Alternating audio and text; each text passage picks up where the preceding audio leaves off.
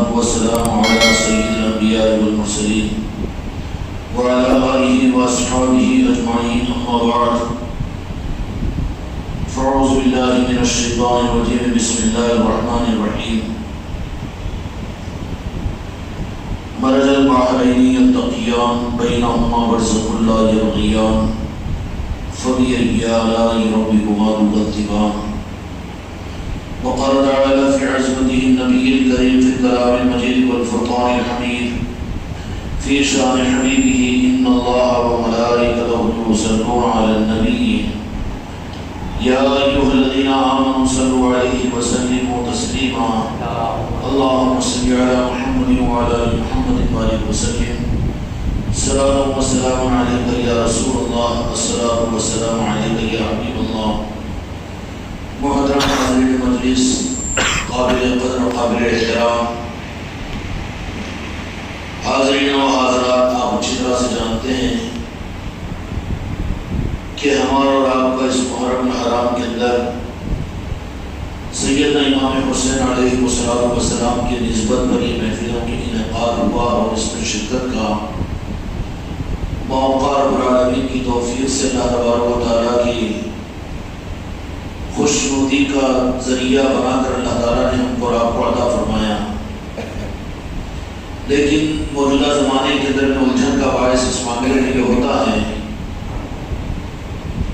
دین کے نام پر دوسری نسبتوں کی محفلیں اس کو تو خیر کی نگاہ کے ساتھ دیکھا جاتا ہے، لیکن گمراہیت کی دلیل یہ ہے کہ وہ دولتیں جن کو اللہ تبارک و تعالیٰ نے قرآن مجید کے اندر میں سمیٹ کر رکھا، قرآن پاک یہ اللہ تبارک و تعالیٰ کی طرف سے وہ معجزہ ہے جو قیامت تک انسانیت کو فیضیاب کرتا رہے گا، اور قیامت تک کے لیے انسانیت کے لیے ہدایت کی کتاب رب العالمین نے قرآن مجید کو بنایا. قیامت کے آخر میں بھی انسانیت کی رہبری کے لیے اور حق کی پہچان کے لیے اللہ تعالیٰ نے قرآن کو ذریعہ بنایا. ہر زمانے کی گمراہیت کا علاج قرآن پاک سے ہوگا، اور ہر زمانے کے اندر میں انسانوں کے لیے ہدایت کا راستہ قرآن مجید کے ذریعے سے ملے گا. خوش نصیب ہے وہ انسان جن کو قرآن کا بدل بنانے کی لعنت سے اللہ تعالیٰ محفوظ کر دے. قرآن پاک اللہ کی کتاب ہے، اور اللہ کے محبوب بندے وہ ہوتے ہیں جو ہر زمانے میں ہر معاملے کے اندر میں قرآن پاک کے ذریعے سے رہبری کو حاصل کرتے ہیں. اب سوال یہ پیدا ہوتا ہے کہ قرآن مجید کے ذریعے سے ایک تو وہ ہوں گے جو قرآن پاک سے اپنی زندگی کے ہر معاملے کے اندر قرآن کی رہبری کو حاصل کریں گے، اور ان میں ایک طبقہ قرآن پاک کی ایمان کے رکھنے والوں کا وہ ہوگا جن کو مسلمان کہیں گے. وہ بھی قرآن پاک پر ایمان رکھیں گے، لیکن قرآن پاک پر ایمان کے ساتھ وہ اپنے غرض کے ساتھ صرف قرآن پاک کو استعمال کریں گے. کل اللہ کی کتاب سمجھ کر ہر معاملے کے اندر میں دیانتداری کے ساتھ میں پورے قرآن پاک پر عمل یا پورے قرآن پاک کے ذریعے سے مستفید ہونا، ان کی نظروں کے اندر میں اس کا بدل یہ ہوگا کہ وہ صرف اپنے غرض کے لیے یا اپنے ہی سمجھ کے اعتبار سے قرآن پاک کو استعمال کریں گے، اور ان کی پہچان یہ ہوگی کہ قرآن پاک کو وہ اپنے مقاصد کے لیے استعمال کریں گے.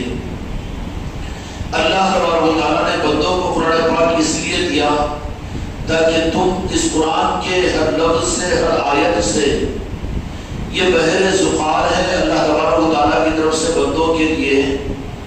قرآن پاک کو ہدایت کی کتاب اللہ تعالیٰ نے بنا دیا، ذالک الکتاب لا ریب فیہ ھدی للمتقین. لیکن ان میں وہ بندے بھی ہوں گے جو قرآن کو اپنی غرض کے لیے استعمال کریں گے، تو ایسے غرض کے لیے استعمال کرنے والوں کو قرآن پاک کا وہ پورا فائدہ اور صحیح فائدہ حاصل نہیں ہوگا.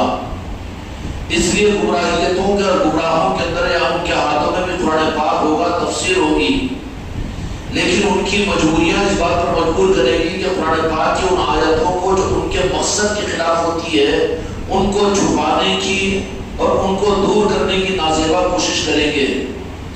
بالمقابل میں سچے ایمان والوں کی پہچان یہ ہوگی کہ وہ الف لام میم سے لے کر والناس تک پورے قرآن پر ایمان کے ساتھ ہر آیت کے اوپر عقیدہ بھی ہوگا، اور پھر ہر زمانے زمانے کے اندر ہر معاملے کے اندر میں اسی قرآن پاک کے ذریعے سے رہنمائی حاصل کریں گے، اور یہ شان ہوگی اللہ تبارک و تعالیٰ جو نیک اور سچے بندوں کی، جو وعدہ میں نے عرض کیا اس کو آپ سمجھ گئے ہوں گے۔ موجودہ زمانے کے اندر میں بات آسانی کے ساتھ میں سمجھ میں آ جائے گی کہ جتنے باطل اور گمراہ لوگ ہیں ان کے پاس میں بھی قرآن پاک ہے، اور وہ قرآن پاک صحابہ کرام صلی اللہ علیہ وسلم کے پاس بھی اگرچہ کہ یہ 30 پاروں کی صورت میں نہ تھا لیکن قرآن تھا۔ ابھی تابعین اور تبع تابعین اور 15 صدی کے اندر میں اہل حق جو اہل سنت والجماعت کہہ پائے گئے ان کے ہاتھوں میں بھی قرآن پاک تھا، لیکن کیا وجہ ہوا کہ جب ان کے ہاتھوں میں بھی قرآن پاک تو ان کو تو اللہ تبارک و تعالیٰ نے ہدایت عطا فرمائی، بالمقابل اس کے جنہوں نے قرآن پاک کے جز کو لے کر کل سے بے نیاز ہوئے۔ یہ وہ خطرات ہیں جو امت کو گمراہیت کی طرف بھیجتے ہیں۔ اس لیے قرآن پاک سے شریعت کو تو لیا جائے، طریقت کے معاملے میں نظر انداز کر دیا جائے، جو اپنے قرض کا قرآن ہو اس کو لیا جائے، باقی کو چھپا دیا جائے، اور اپنے مقاصد کے لیے اللہ کی کتاب کو استعمال کریں، اور جہاں مقصد کے علاوہ کی بات اگر آ رہی ہو تو اس کو جان کر بھی وہاں پر انجام ہو جائے۔ یہ فرقوں والوں کی اور گمراہ لوگوں کی پہچان ہے، جس سے ہر ایمان والا اپنی نماز پڑھا مانگتا ہے، غیر المغضوب علیہم ولا الضالین، یا اللہ ہمیں گمراہ ہونے سے نہ بنا اور ہم کو گمراہ ہونے والوں سے بچا دے۔ تو اس لیے ضروری ہے کہ یہ سال کے 12 مہینے میں، جس مہینے میں مہینے کے ہر دن میں اور ہر مہینے کے ہر ہفتے کے اندر میں قرآن پاک کی جو رہبری ہو، کم از کم ہر مسلمان کے بس کی بات نہیں کہ وہ الف لام سے لے کر والناس تک پورے قرآن کو سمجھے، پورے قرآن پر عمل کرے، لیکن چلانے والوں کی ذمہ داری یہ بنتی ہے کہ جیسا تم جمعہ کی فضیلت کو قرآن سے ثابت کرتے ہو، روزانہ کی نمازوں کی فضیلت کو روزانہ بیان کرتے ہو، اسی طریقے سے رمضان کے روزوں کی فضیلت کی آیتوں کو رمضان کے روزوں کے لیے پڑھتے ہو، جیسے زکوٰۃ کے لیے قرآن پاک کی آیتوں کی زکوٰۃ کی آیتیں پڑھتے ہیں، تبھی تو امت قبول کرتی ہے۔ لیکن ان سب کے ساتھ میں ضروری ہے کہ اللہ تبارک و تعالیٰ نے مہینوں اور ہفتوں اور دنوں کے ساتھ میں بھی کچھ اللہ تبارک و تعالیٰ نے آیتوں کو مخصوص کیا، اپنی نعمتوں کا نظام چلایا۔ تو جو چیزیں قرآن مجید کی تعلیمات کے لیے ضروری ہے امت کو، اس میں سے اپنی غرض کے تو امت کو بتا دے، اور باقی چیز جو اپنے مقاصد کے خلاف میں پڑے اس کو چھپا دے۔ یہ امت کے فتنوں کی اور فسادیوں کی پہچان ہے۔ اسی طریقے سے شریعت اور احکامات خداوندی کو لے، لیکن تعظیم اور عظمت مصطفیٰ اور محبت مصطفیٰ کو چھپا دے، یہ منافقت کی پہچان ہے۔ اور منافقت کی دوسری پہچان یہ ہے کہ وہ قرآن پاک کے ذریعے سے شریعت اور دین اللہ کے احکامات کو تلے، لیکن قرآن پاک کے ذریعے وہ آیتیں جو اہل بیت اور آل رسول کے مطابق نازل کی گئی ان آیتوں کو چھپا دے۔ سمجھ میں آ گئی ہوگی نا بات؟ اس کا تذکرہ ہی نہیں، اس کے معاملات کے اندر میں اگر وہ آیتیں آ بھی جاتی ہیں تو اس کو لیپ لپیٹ کر اوپر سے ایسا گزر جاتا ہے کہ وہاں سے کوئی واقف اس کو نہیں ہے۔ لکھنے والے مفسرین کا قلم رک جاتا ہے، بیان کرنے والے مقرر کی زبان رک جاتی ہے، اور وہاں پر کچھ اس طرح کا ہیلا کیا جاتا ہے کہ جیسے وہاں دبے قلم نکل جاتا ہے۔ یہ قرآن پاک کے حق کے خلاف ہے قلم، یہ منافقین کی پہچان ہے، گمراہوں کی پہچان ہے۔ ورنہ دیانت کا تقاضا یہ ہے کہ جتنا وزن آپ نماز کے معاملے میں قرآن کی آیتوں پر دیتے ہیں، اور جتنا وزن روزے کی فرائض پر آپ قرآن پاک کو لیتے ہیں اور آیتوں پر دیتے ہیں، جتنا زکوٰۃ کے معاملات پر قرآن پاک کی آیتوں کو کہہ کر زکوٰۃ کی اہمیت بتاتے ہو، ایسے ہی قرآن پاک کی ان ساری آیتوں پر بھی اتنا ہی وزن کے ساتھ میں یہ امانت ہے اہل علم کے پاس، علماء کے پاس، مفسرین کے پاس اور زعماء کے پاس میں اور جاننے والوں کے پاس میں کہ ہر آیت کو امت کو سمجھایا جائے اور بتایا جائے۔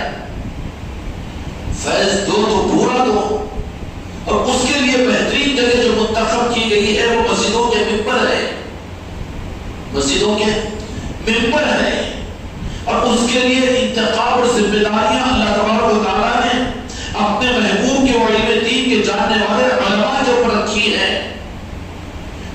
کبھی تو یہ شان بتا دی کہ العلماء ورثۃ الانبیاء، کہ وہ علماء جو حق کے پہنچانے کے لیے کسی کی رعایت کرنے والے نہیں۔ عالم اور علم یہ دو وہ چیزیں ہیں کہ عالم اور علم تو اللہ تعالیٰ نے قرآن مجید کے اندر میں دے دیا سارے انسانوں کے لیے، لیکن عالم کون ہوگا جو دیانت کے ساتھ اس علم کو پوری امت تک پہنچائے، علم کو امانت کے درجے میں پوری امت تک پہنچائے، وہ عالم ہے۔ اور جو قرآن پاک کے اندر میں کٹوتی اور خیانت کرے، مقاصد کے لیے اپنے قرآن کو استعمال کرے، وہ خیانت کرنے والا، وہ دھوکہ باز ہے، وہ حقیقت میں دین اور شریعت کی اصطلاح میں عالم کہے جانے کے قابل نہیں ہے، عالم کی شان کے خلاف ہے۔ اس لیے قرآن مجید کے اندر اللہ تبارک و تعالیٰ نے امت کو سمجھانے کے لیے علماء کے ذمہ یہ کیا کہ بعض آیتوں اور بعض صورتوں کے اندر وہ ساری چیزیں امت کی سمجھ کے آسانی کے ساتھ میں کر کے ان کو یہ بتایا جائے کہ ان آیتوں سے یہ مطلب ہے، ان آیتوں کا یہ شان نزول ہے، یہ آیتوں کے ذریعے سے امت کو یہ پیغام دیا جاتا ہے۔ لیکن جو قیادت کرنے والے ہوتے ہیں، غیر دیانتدار ہوتے ہیں، اور جو قاصد ہوتے ہیں اور قرآن پاک کی تفسیرات کو بدلنے کی کوشش کرنے والے ظالم ہوتے ہیں، وہ صرف اپنے مقاصد کے قرآن کو اور اپنے ان آیتوں کو جو اپنے مقصد اور اپنے مسلک اور اپنے مزاج کے مطابق ہے اس کو بیان کرتے ہیں، اور ان کا رویہ پہچاننے میں آسانی ہوگی۔ جہاں مقصد کے خلاف قرآن پاک کی آیت آئے گی اس کو یہ دبا دیں گے، اس کو یہ چھپا دیں گے، اس پر سے بڑی آسانی کے ساتھ تعبیر کر کر گزر جائیں گے۔ لیکن دیانتدار جو لوگ ہوں گے اور ہر زمانے کے اندر میں رہتے ہیں، اور یہ خدمت اللہ تبارک و تعالیٰ اہل حق علماء کے ذمہ کرتا ہے، وہ اہل حق علماء کی پہچان یہ ہے کہ وہ ہر آیت کے ذریعے سے قرآن پاک ان سارے خطاؤں سے پوری امت کو مستفید کرتے ہیں، اور یہ ذمہ داری امت کے علماء پر ہے۔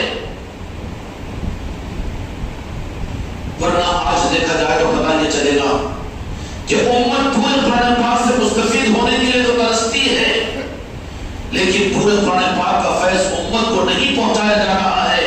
ہر ایک اپنے مقصد کے قرآن کو لیا ہوا ہے، خانقاہ والے خانقاہ کے لائن کے قرآن کو لیے ہوئے ہیں، مدارس والے مدارس کے لائن کے قرآن پاک کو لیے ہوئے ہیں، اور اسی طریقے سے اور لوگ اپنے مقصد کے قرآن کو قرآن میں سے نکال کر باقی قرآن پر ایمان ہے، لیکن امت کو بتایا نہیں جاتا۔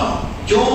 کہ وہ اپنی غرض اور اپنے اندر کی قیادت کا وہ بد مزاجی کی وجہ سے اگر وہ قرآن پاک کا حق آ جائے تو ضرور پڑے کہ اپنے مقصد پر اس کو یا تو چھپا دیا جاتا ہے یا تو اس کو کسی اور رخ پر موڑ کر بڑی آسانی کے ساتھ وہاں سے نکل جایا کرتا ہے۔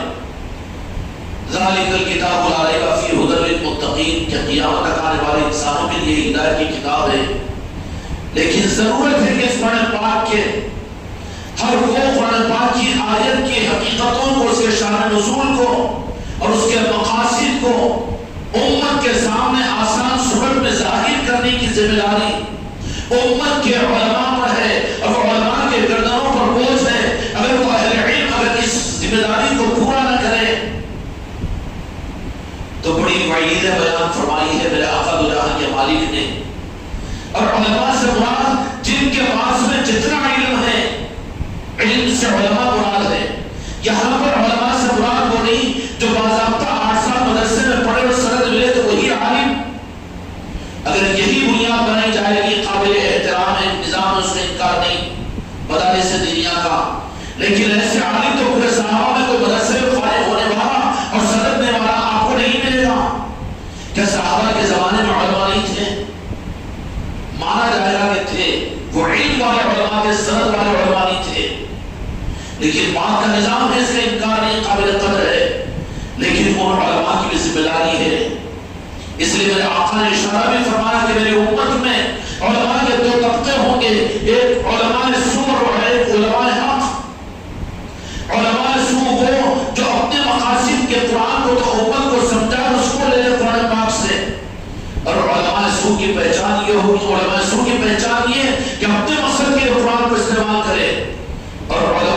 کی پہچان یہ ہوگی کہ حق قرآن کو ظاہر کرے، چاہے ان کو سولی پر چڑھا دیا جائے، چاہے ان کو شہید کر دیا جائے، چاہے ان کو شہر بدر کر دیا جائے، چاہے ان کو دھکار دیا جائے، لیکن وہ علماء حق تو وہ ہوں گے جو مسلک و جماعت کو پیش نہیں کریں گے، بلکہ علماء حق کی پہچان کرے وہ صرف قرآن کو قرآن حق کے سامنے پیش کریں گے، وہ یاد نہیں کریں گے کسی کی۔ وہ علماء جو اپنی نسبت اپنی مسلک اور جماعت کے ساتھ اداروں کے ساتھ کرتے ہیں، وہ حقیقت میں اہل طریقت کی نظر میں علماء کہلائے جانے کے قابل نہیں ہیں۔ علماء تو صرف علماء وہ ہیں جو اپنی نسبت صرف اور صرف قرآن و حدیث سے رکھیں، اس کے مقابلے میں کسی کی رعایت نہیں۔ کیوں کہ وہ علماء سو سے ہمیشہ دین کو نقصان پہنچا ہے، اسلام کو نقصان پہنچا ہے، اور خود غرضوں نے، منافقوں نے، یزیدیوں نے ایسے علماء سو کو استعمال کیا ہے۔ اس لیے میرے آقا نے فرما دیا کہ علماء حق کے ذریعے سے حق دنیا میں زندہ ہوگا، اور پھر علماء سو کے ذریعے سے دین کو سب سے زیادہ نقصان پہنچے گا۔ روایتیں ایسی موجود ہیں، اس کے مطلب یہ علماء کی ناقدری نہیں ہے، لیکن اہل علم کی ذمہ داری کی طرف میں اشارہ کر رہا ہوں، اور وہ علم جو تمہارے پاس میں حق کی صورت میں ہو اور تمہارا ایمان گواہی دے دے کہ یہ حق ہے، جو تم پر ذمہ داری ہے، بلغوا انی ولو آیا، کہ جتنا حق تم تک پہنچے تمہاری ذمہ داری ہے۔ اے بچے جانا تو چلے جاؤ، بدتمیزی کیا کر رہی ہے؟ آنا نہیں، آ بیٹھنا نہیں، بچوں کا کھیل بند کرو مجلسوں کے اندر، اچھی بات نہیں ہے نا، دوبارہ یہاں مت آنے دو بچے کو، کھیل کرنے کے لیے آتے بچے۔ میرے آقا جو جہاں کے مالک نے یہ بات بتا دی کہ علماء حق کے ذریعے سے حق کو اور دین کو فائدہ ہوگا، دین دنیا میں زندہ ہوگا، اور علماء سو کے ذریعے سے وہ تابعات کے راستوں میں دین کو بیچنے والے ہوں گے، وہ پھر قرآن پاک کے حق کو دینے کے اندر میں مسلک اور جماعتوں کو اپنے مقاصد اور اپنی دنیا کو دیکھنے والے ہوں گے۔ یہ علماء سو کی پہچان ہے، اور تاریخ اس بات کے اوپر شاہد ہے کہ اس واقعے کو ہم نے اور آپ نے یاد کرنے کے لیے یہاں پر بیٹھے ہیں۔ یاد حسین کی محفل ہے، قابل مبارکباد ہو۔ ان محفلوں میں شرکت کا مقصد کیا ہے؟ ان محفلوں کا مقصد کن کو حاصل ہوگا؟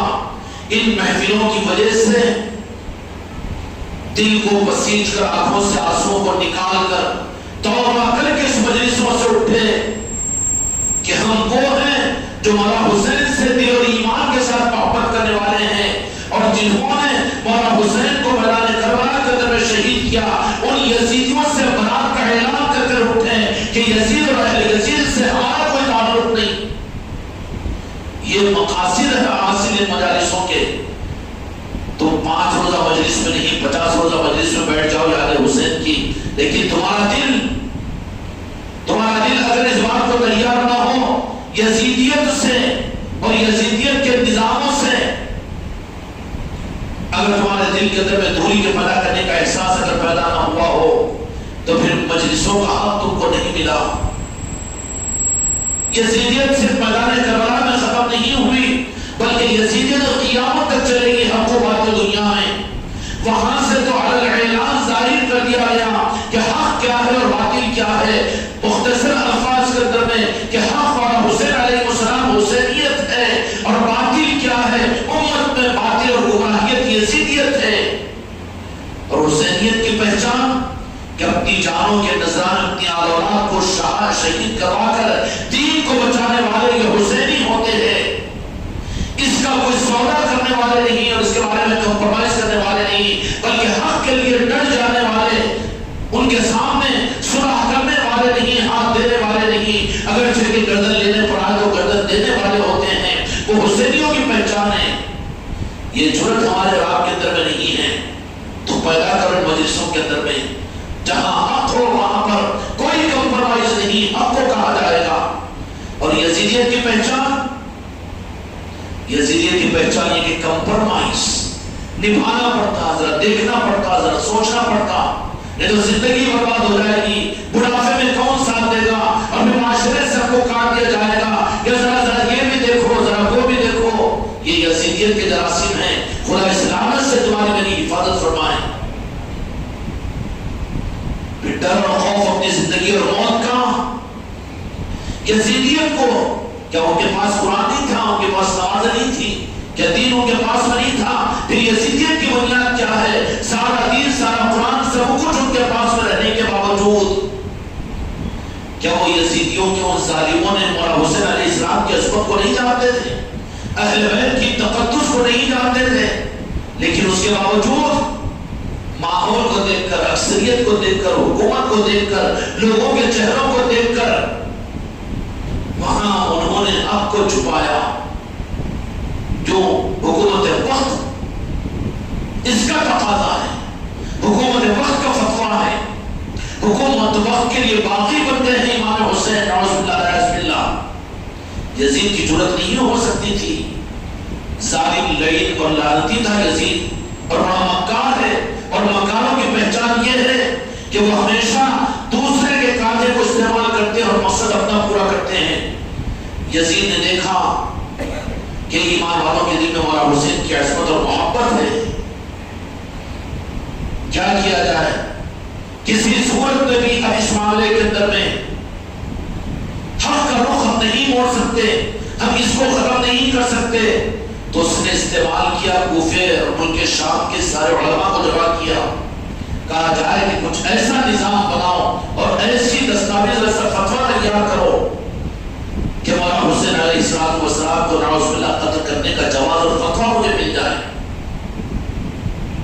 تمہارا حق ہے کہ تمہارے سامنے ان چیزوں کو، میں تمہارے ذہن کو پلٹانے کے لیے نہیں، لیکن کچھ نہ کچھ اس سے حق کو بتانے کے لیے کہہ رہا ہوں، اور یہ یزیدیت تو قیامت تک چلتے رہے گی۔ جہاں تم کو یہ جراثیم نظر آ جائے، اگرچہ کہ میری ذات میں نظر آ جائے، تو مجھے بھی ٹوک دینا، تم میرے محسن ہوگے۔ یزیدیت کے جراثیم مجھ میں دکھے اور آپ نے نظر انداز کیا، حقیقت میں تم ظالم ہیں، میدان قیامت کے دن تم کو جواب دینا پڑے گا۔ یزیدیت کیونکہ شیطان کون ہے؟ شیطان اللہ نے اختیار دیا کہ وہ رگوں میں خون کے ساتھ میں دوڑتا ہے، گائے کے ساتھ میں دوڑتا ہے۔ شیطان کو تو اللہ نے یہ اختیار دیا، نور کو، رحمان کو یہ اللہ تبارک تعالیٰ نے نہیں کہا کہ وہ تمہارے خون کے ساتھ میں دوڑنے کے لیے نور اور حق بھی تمہارے سامنے زبردستی لا کر تم کو دیا جائے گا۔ شیطانیت کو تو حق دیا گیا، کیوں کہ اللہ تبارک تعالیٰ حق کو زبردستی سونپنا نہیں چاہتے، بلکہ قدر کرنے والوں کو حق دیا جاتا ہے، چاہنے والوں کو دیا جاتا ہے۔ شیطانیت کی پہچان کیا کہ خدا نے اختیار دے دیا ہے، اس کو اتنا اختیار کہ شیطان آدمی کے خون کے رگوں میں، خون کی ساتھ میں چل سکتا ہے، دوڑ سکتا ہے۔ ایسے ہی چونکہ آگے امت کے لیے شیطانیت میں بڑی شیطانیت، مسلمانوں کو اسلام کے نظاموں کے اندر میں شیطان کی سب سے بڑی شیطانیت کا گر یہ ہوگا کہ وہ یزیدیت کو داخل کر دے گا ان کے خون میں، ان کے خون میں یزیدیت کو داخل کر دے گا کہ کیا حق جاننے کے باوجود چھپاؤ، مقاصد دنیا کے لیے دین کو استعمال کرو، دین کو مقدم نہیں بلکہ نیچے رکھو اور دنیا کو اپنا مقاصد بناؤ، یہ یزیدیت ہے۔ تو یزیدیت تو خون کے رگوں میں دوڑے گی ساتھ میں شیطانیت کی وجہ سے، اور سب سے بڑا میدان کربلا کے بعد میں امت کے لیے فتنہ یزیدیت کا ہے، اور وہ خون میں کھل جاتا ہے، خون کے ساتھ دوڑتی ہے یزیدیت، خون کے ساتھ دوڑتی ہے، پہچان نہیں سکتے۔ تمہارے گودوں میں پڑیں گے، تم جن کے اولاد ہو ان کے گودوں کے اندر میں ہوگا، ان کی زندگیوں کے اندر میں ہوگی یزیدیت۔ لیکن جہاں پر دیکھو کہ اہل بیت کے ساتھ محبت نہیں ہے، اولیاء کے ساتھ میں نفرت ہے، سمجھ لینا کہ وہ خون یزیدیت کا خون ہے، شیطانیت کا خون ہے۔ ان گھروں کو بنانے کی کوشش کرو، اس ماحول کو صحیح کرنے کی کوشش کرو، اور اس خون کو پہچاننے کی کوشش کرو۔ اب جو خون کی صورت میں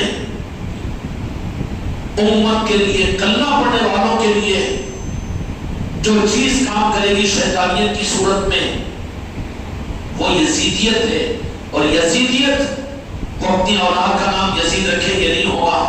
کیوں کہ شیطان تو ہے ہی وہ کہ کام پورا اپنے کرے اپنی ذات کو چھپائے. مکار ہو جائے شیطان, کھل کر آ رہا ہے کہ میں شیطان ہوں, کرے گا تو پورا کام لیکن خود کو چھپائے گا, اس کو شیطان کہتے ہیں. ایسے ہی یزیدیت دور سے انہیں اٹھا دیں گے, وہ یزیدیت ہے, وہ یزیدیت ہے, وہ یزیدیت ہے. وہ تو بے وقوف ہے بیٹے کہ جو ساری حقائق کے باوجود یزید کو بھی اچھا کہتے ہیں, ان کا تو شمار ہی نہیں ہے لسٹ میں. لیکن نہ کو بولو نہ برا بھی, اور وہ کہے وہ یاد حسین کی محفل ہے, اور وہ کیوں اپنا اہتمام کے ساتھ میں جانا, کیوں بچوں مسرات کے ساتھ میں ماحول میں شرکت کرنا, اور وہ کیوں مولا حسین کی یاد کا کرنا, اہل بیت کی یاد کا کرنا. تو سمجھ لینا کہ وہ یزیدیت ہے جو ان کے خون کے اندر میں دوڑ رہی ہے. اس کا علاج لٹریچر نہیں, اس کا علاج مناظرے نہیں, اس کا علاج تنقید نہیں, اس کا علاج کتابیں نہیں, اس کا علاج صرف یاد حسین ہے, اہل بیت کی محبت اور اہل رسول کے ساتھ محبت ہے.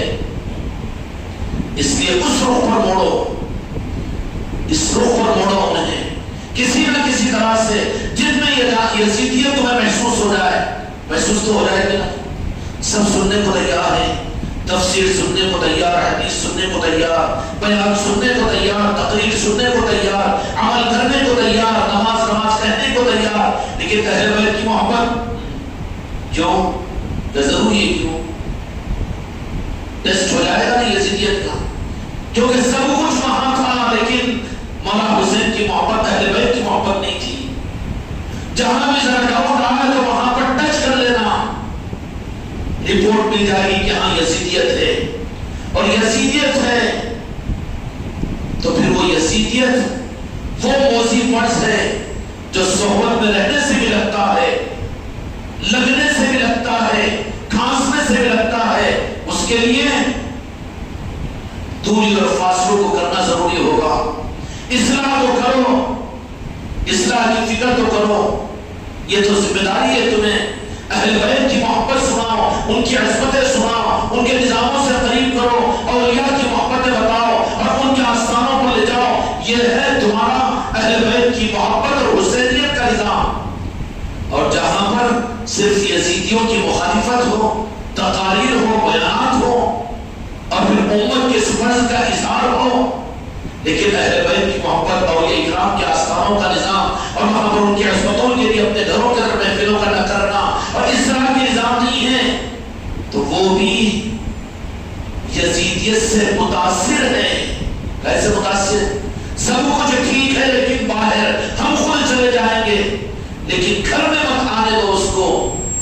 یہ بھی خوش فہمی میں نہیں رہنا, یزیدیت سے متاثر ہے. حسینیت تو وہ ہے جس چاہے گردن کٹ جائے لیکن حسینیت کے علم کو آگے دیکھنے والے یہ حسینی ہوں گے, حسینی کی پہچان ہوگی. وہ کہیں گے سب کچھ قبول, لیکن حسینیت کے نظام کی پہچان یہ ہوگی کہ وہ اولیاء اور اہل بیت اور اہل رسول کی محبت اور عصمتوں کو اپنے گھر کے اندر میں مقام دیں گے اور اپنے گھروں کے اندر میں نظام کو قائم کریں گے. لیکن دروازے کے باہر سب کچھ خانقاہوں میں جا کر, مسجدوں میں جا کر, محفلوں میں جا کر, باقی اپنے گھر کے لیے, اپنے گھر کے لیے نہیں. تو سمجھ لینا کہ ہم خود بھی یزیدیت سے متاثر ہے, خوش فہمی میں نہیں رہنا, جو کہ خود تو کام کرے گا. وہ پھر زبان سے کسی نہ کسی وقت میں شیطان تمہارے اوپر یزیدی جراثیم بابوں پر محنت کر کے دین اور شریعت ہے کہ نماز پڑھنا فرض ہے, اور یاد حسین کی جلسے کرنا, اپنے گھروں میں محفل کرانا کیا فرض ہے کہ قرآن سے ثابت کرو. ایک جملہ ایسا نکلے گا ہے سو ایمان چل جائے گا اس کا. آج امت بلا مبالغہ 99% یزیدیت سے متاثر ہے, یزیدیت سے متاثر ہے. چل کرو, میں بھی کرتا ہوں, آپ بھی کرو, میری بیٹیاں بھی کریں. یزیدیت ہمارے اندر میں ہمارے خونوں میں دوڑ رہی ہے. فاصلے لگا دیے جاتے ہیں, یہ قرآن اور حدیث, دین اور شریعت, یہ نماز اور روزہ, یہ زکوٰۃ اور حج, اچھے بیانات, اچھے تقریر, مگر یہ کیا ہے اہل بیت کی محبت, یہ کیا ہے اولیاء کی نسبتیں, اور یہ کیا ہے بیت السلوک, یہ کیا ہے خانقاہوں کا نظام.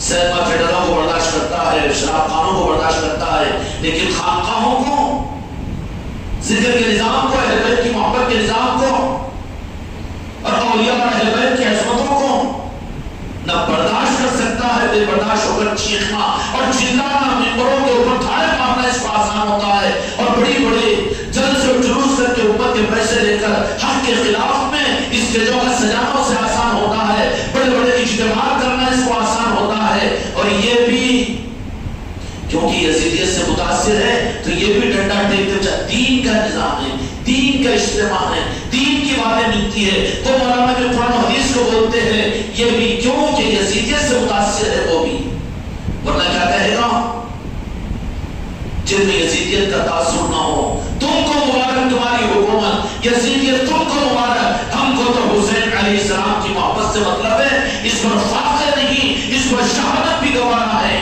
جینا تو دور کی بات ہے، جینے کو لات مارے گا لیکن اپنے آپ کو قربان کرنے کا اگر وقت آ جائے تو قربان بھی کر دے گا، لیکن یزیدیت کو برداشت نہیں کرے گا، برا تو نہیں مان رہے گا، یزیدیت کی جراثیم تمہارے میرے اندر بھی ہے، اس سے دور کرو، مجلسوں کا مقصد یہ ہے،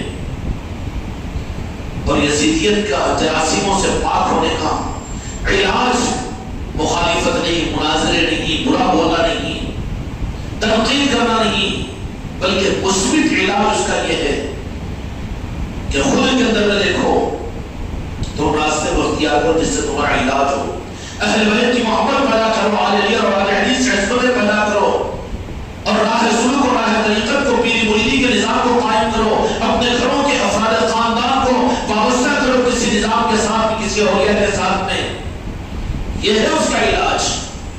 اس کے برخلاف میں نہیں، میں تو ہوں مرید، میں تو ہوں خلیفہ اور میں تو ہوں پیر، میرا نہیں، تو بھی متاثر ہے یزیدیت سے، یزیدیت کے اثرات تیرے اندر بھی ہے، اور یہ اثرات کو اگر باقی رکھے گا تو ہمیشہ ہر لمحے خطرہ ہے کہ جس وقت میں دنیا سے جا رہا ہوگا اس وقت میں تیرا یہ خطرہ تیری ایمان سے کفر نہ کہلوا دے۔ اس لیے یزیدیت نے کیا کیا کہ امت کو گمراہ کرنے کے لیے کافروں مشرکوں سے، یہود اور نصارہ سے ساز باز نہیں کی، بلکہ دیکھ لیا یزیدیت کی برائی سب سے بڑی یہ ہے کہ یہ اپنوں کو متاثر کرتی ہے، اپنوں کو متاثر کرتی ہے، اور یزیدیت سے اسلام کو جتنا نقصان پہنچا، مجھے کہنے دیجئے کافر اور مشرکوں سے، یہود اور نصارہ سے اتنا نقصان نہیں پہنچا۔ کیوں؟ میدان کربلا میں شہید کرنے والے کافر اور مشرک یہود اور نصارہ نہیں تھے، بلکہ کلمہ پڑھنے والے، شریعت کا نام لینے والے، نمازوں کے پڑھنے والے، اذانوں کے دینے والے، وہ یزیدی تھے۔ خوش نہیں ہو جانا ان کی نمازوں کو دیکھ کر، ان کے علم کو دیکھ کر، ان کے بیانوں کو دیکھ کر، ان کے مدرسوں کو دیکھ کر، ان کی مسجدوں کو دیکھ کر، ان کی کثرت کو دیکھ کر، ان کی اکثریت کو دیکھ کر نہیں، ہمیشہ نظروں کے سامنے میدان کربلا کو رکھو تو وہ کربلا تم کو ہر گمراہیت سے بچائے گی، تمہارے اندر میں ہمت اور طاقت پیدا کرے گی، تم کو وہ روح عطا کرے گی۔ تو یزید نے کیا کیا کہ اسلام کو نقصان پہنچانا ہے۔ دیکھو سیدھی بات، ایک بات ذہن میں رکھ لینا کہ کربلا کا واقعہ امام حسین علیہ السلام کے نام اپنے خاندان، جس خاندان کو اللہ نے عصمت عطا کری ہو، مولا حسین، مولا حسن، سید کائنات، مولا علی کی ذات کون سی ذات ہے؟ ان کو انسانوں کی عزت دینے سے عزت کا کوئی معاملہ ہے؟ وہ تو عرشی لوگ ہیں، اللہ نے ان کی عصمتوں کو قرآن مجید میں بیان فرمایا، آیت تطہیر میں اور وقف و وقفہ دوسری صورتوں کے در ان کی عصمتوں کو بیان فرمایا۔ ان کو پھر مولا حسین علیہ السلام کو میدان کربلا میں آنا کیوں پڑا؟ اپنے خاندان کی حفاظت کے لیے یا اپنی عصمتوں کے لیے؟ کیا یہ رخ تھا کہ وہ امام حسین علیہ السلام کو نعوذ باللہ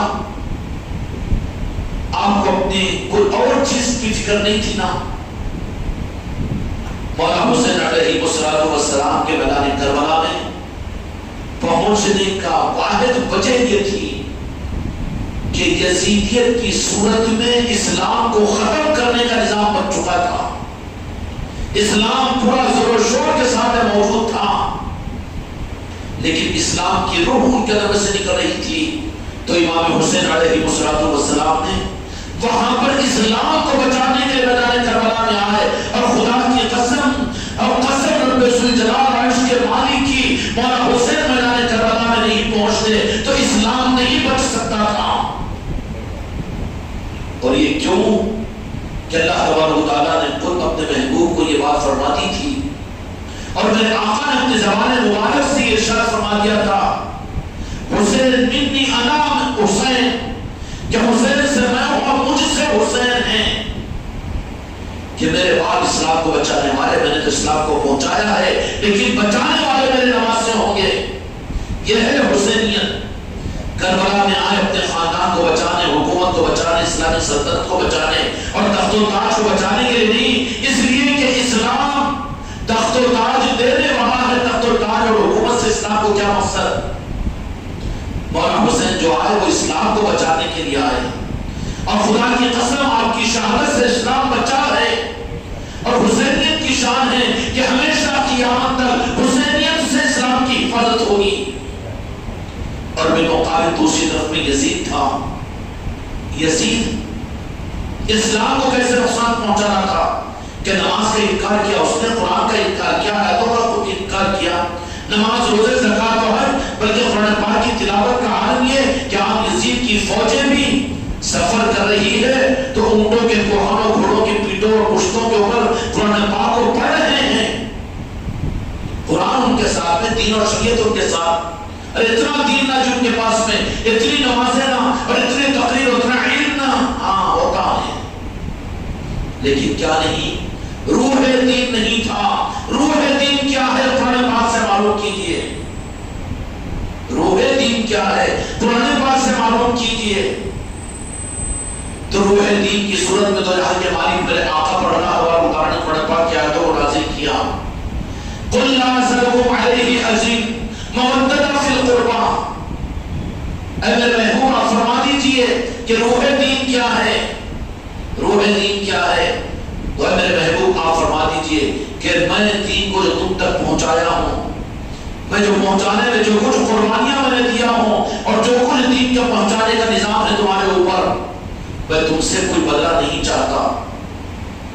الفاظ دیگر یا رسول اللہ معاف کیجئے سمجھانے کے لیے مرض کر رہا ہوں، لیکن میں کوئی تم سے بدلہ چاہتا ہے 15ویں صدی کے ایک مسلمانوں، خانقاہ محمدی میں بیٹھے ہوئے میرے ایک مریدوں، میرے آقا نے یہی فرمایا کہ تم چاہتے ہو اپنے دین کا بدلہ دینا تو تم میرے اہل بیت سے محبت کرو۔ یہ ہے روح دین۔ میرے مصطفیٰ نے اہل بیت سے محبت کو دین کا بدلہ قرار دیا ہے، اور جو بدلہ ادا نہ کرے وہ تو قرضدار ہوگا، اور خدا اس قرضدار کا پھر قرض وصول کرے گا، اور اس کا قرض وصول کرنا کتنا مشکل ہوگا۔ اس لیے مولا حسین بچانے کے لیے، قرض کو اتروانے کے لیے میدان کربلا میں آئے، قیامت تک کی امت کو قرض کو بچانے کے لیے کہ تم ہم سے محبت کر لو، ہم وہاں پر تمہارے کو قرضے سے چھڑا دیں گے۔ اہل بیت کی محبت یہ دین کا قرض ہے۔ جو اہل بیت کو یاد نہیں کرتا، اہل رسول کو یاد نہیں کرتا، مولا حسین کو یاد نہیں کرتا، یا جو حسین کی محفل قائم نہیں کرتا، مولا حسین کی محبت اپنے مال کو خرچ نہیں کرتا اور اپنی جان کو اور اپنے اوقات کو خرچ نہیں کرتا، وہ قرضدار ہوگا میرے مصطفیٰ کی بارگاہ میں، اور رب وصول کرے گا قیامت کے میدان میں، قرض نہیں دے سکے گا تو ہاتھ اور پاؤں کو باندھ کر جہنم میں ڈال دیا جائے گا اس کو۔ امت کی طرف سے قرض کے چکوانے کے راستہ بتانے کے لیے مولانا حسین میدان کربلا میں آئے۔ قُلْ لَا أَسْأَلُكُمْ عَلَيْهِ أَجْرًا مَوَدَّةً فِي الْقُرْبَى، کہ میں تم سے کوئی بدلہ نہیں چاہتا ہوں، بلکہ صرف یہ کہ تم میرے اہل بیت کے ساتھ محبت کرو۔ کیا قرآن کی آیت نہیں ہے؟ ان کی نظروں سے اوجھل ہے، روح کو موڑ دیا جاتا ہے، گڑبڑ کر دی جاتی ہے، کیونکہ یزیدیت کا خون اندر میں رگوں میں دوڑ رہا ہے۔ قرآن پاک کی آیت تو ہے، اور کتنی آیتیں۔ اچھا، اس مودۃ فی القربى، اہل بیت کی محبت کی اتنی مستند آیت اللہ تبارک و تعالیٰ نے قرآن پاک کے اندر نازل فرمائی، تو اس کا محل بتانے کے لیے تمہارے پاس میں کون سا جمعہ، کون سا مہینہ اور کون سا ہفتہ، کم از کم سال کے 12 مہینے مولانا حسین اور اہل بیت کے ساتھ کی محبت ایمان کے ساتھ جڑی ہوئی کسی لمحہ منقطع نہیں ہو سکتی۔ اہل بیت کی محبت نہیں کہ ایک مہینہ ماتم کر لو یا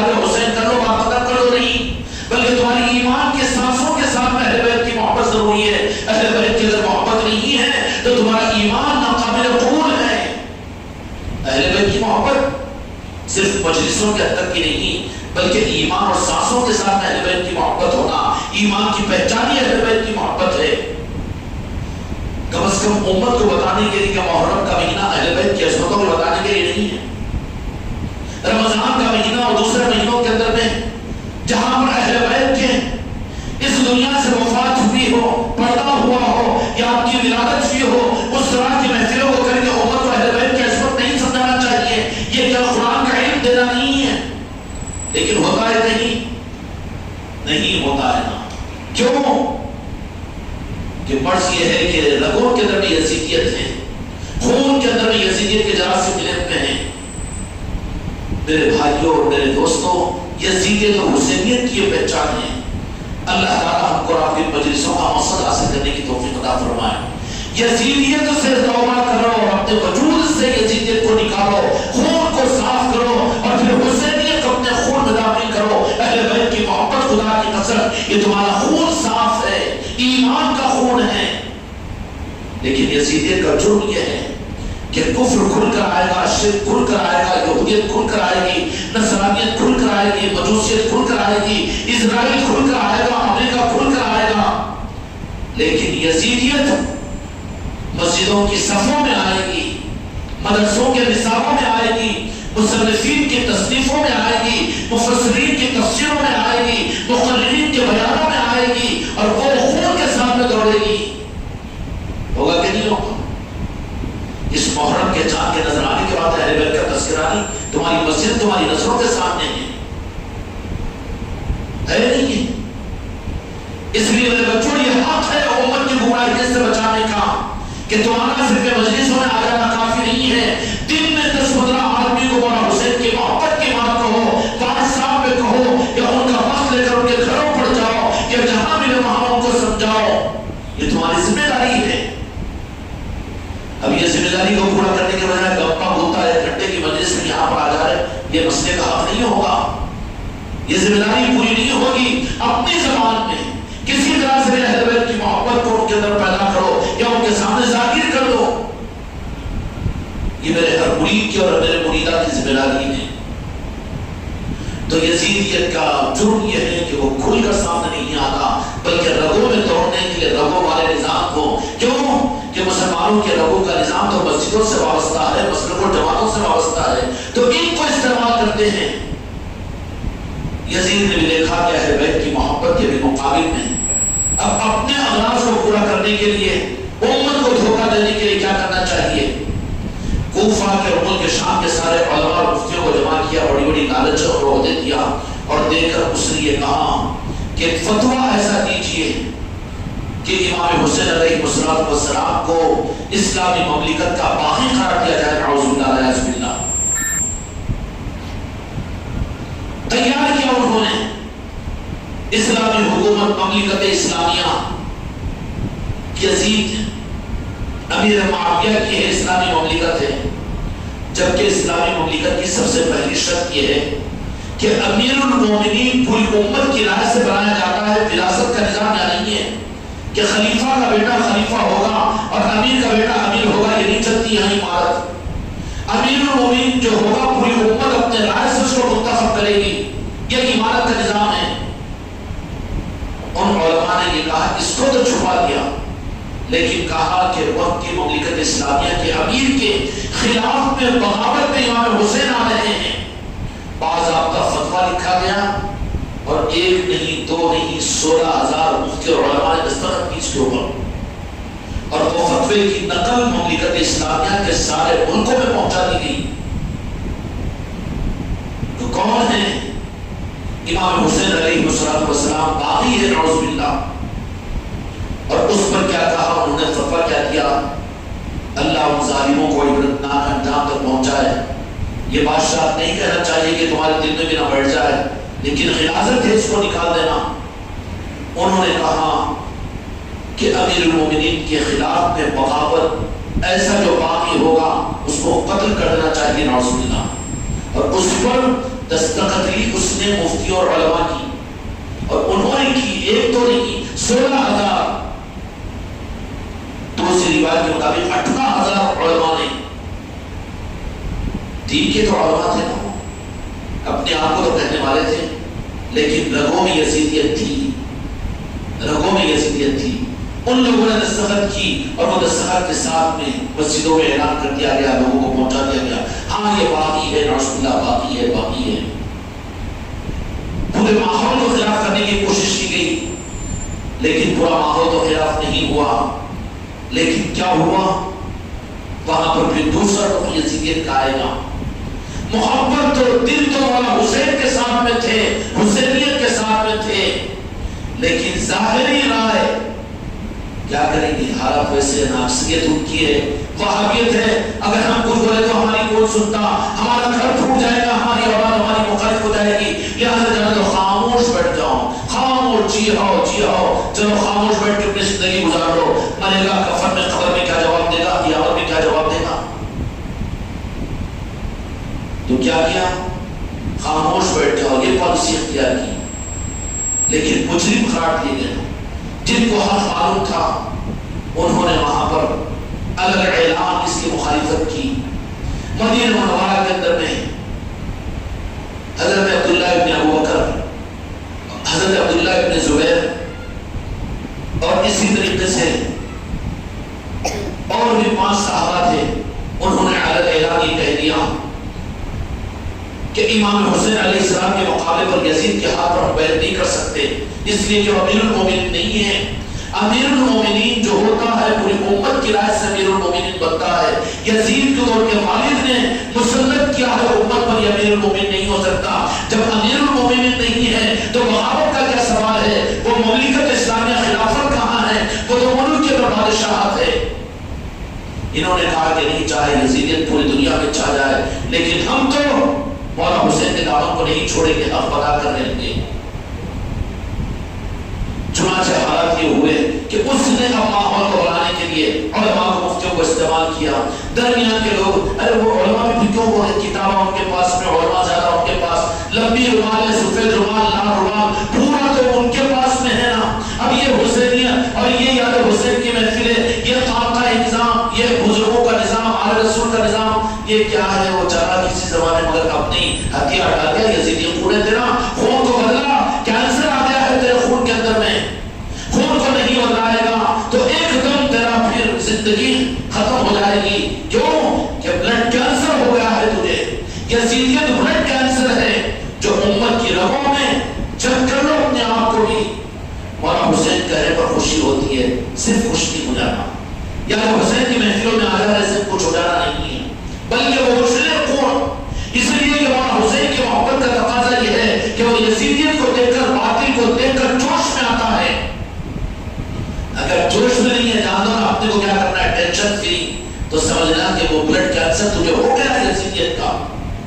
کہیں کو لہجنا، کہیں کو بلا بجے کہ نہیں، اگر حسینی ہے تو حسینی خون کی پہچان یہ ہوگی کہ یزیدیت کو دیکھ کر برداشت نہیں کرے گا، چاہے اس کی اولاد قربان ہو جائے، اس کو شہید کر دیا جائے، کہ حسینیت کی پہچان ہے۔ حسینیوں کی پہچان یہ ہے کہ وہ اقدام کرتے ہیں، انجام کو نہیں سوچتے۔ اگر یزیدیت کو دیکھو تو وہاں پر ٹوک دو، اور یزیدیت کو دیکھو تو ان کو حسینیت کی طرف لانے کی کوشش کرو۔ تم اپنے آل اولاد میں، اپنے بیوی بچوں، اپنے خاندان، اپنے محلوں کے اندر میں اتنی تو اپنے اندر میں حسینیت کو پیدا کرو، ورنہ یزیدی کینسر، بلڈ کینسر ہے تجھے، کوئی پھوڑا نہیں ہوگا، مگر وہی بلڈ کینسر تجھے سکھا سکھا کر برباد دے گا، برباد کر دے گا۔ ناامید ہو جائیں گے، کیوں؟ ارے وہ خانقاہ کے 25، 50، 100، 200 آدمی، اور وہ کیسا ہونے کا، یہ کیسا ہونے کا، اور وہ کہیں کو چلو اپنی سنیت کو بھی چھپا کے رکھو، ہو گیا بلڈ کینسر ہو گیا ہے۔ اس لیے میرے بچوں، یزیدیت کا مقابلہ حسین اور حسینی ہی کر سکتے ہیں۔ وہ اپنی اقلیت کو نہیں دیکھتے، اپنے غیر اسباب کو نہیں دیکھتے، بلکہ اپنی ہمتوں پر مولا حسن انہیں کو حکمت عطا فرماتے ہیں، مولا حسین کو تازگی عطا فرما دیتے ہیں۔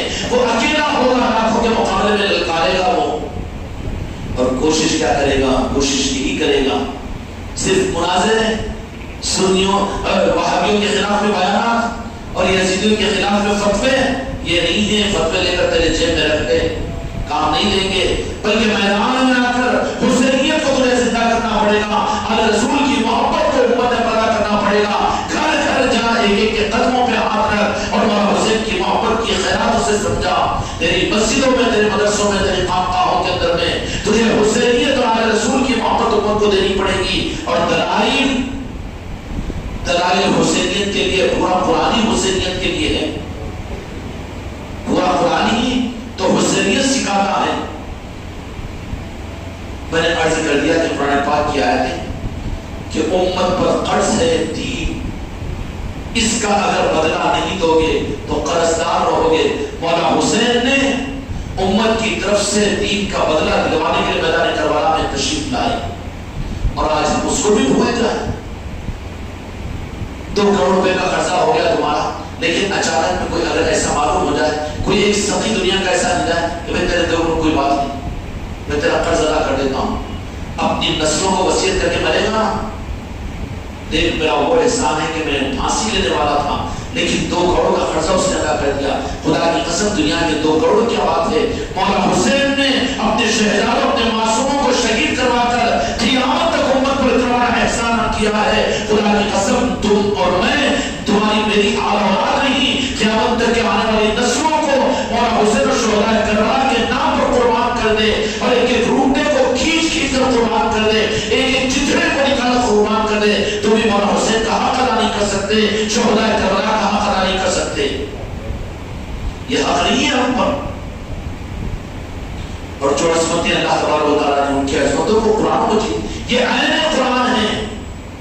ایک آیت تو میں نے آپ کو سنا دی، لیکن مولا حسین علیہ السلام کی ذات کے معاملات میں بھی قرآن پاک کے اندر امام حسن اور امام حسین علیہ السلام کی بھی کچھ عصمتیں اور کچھ الگ سے، تاکہ امت کو موقع دیا جائے، امت کے علماء اور قرآن کو سمجھنے والے امت کو اہل بیت کے اور حسن اور حسین علیہ السلام کی عظمتوں کو کچھ سمجھائیں، اس کے لیے کچھ موقع قرآن مجید میں بھی اللہ نے دیا۔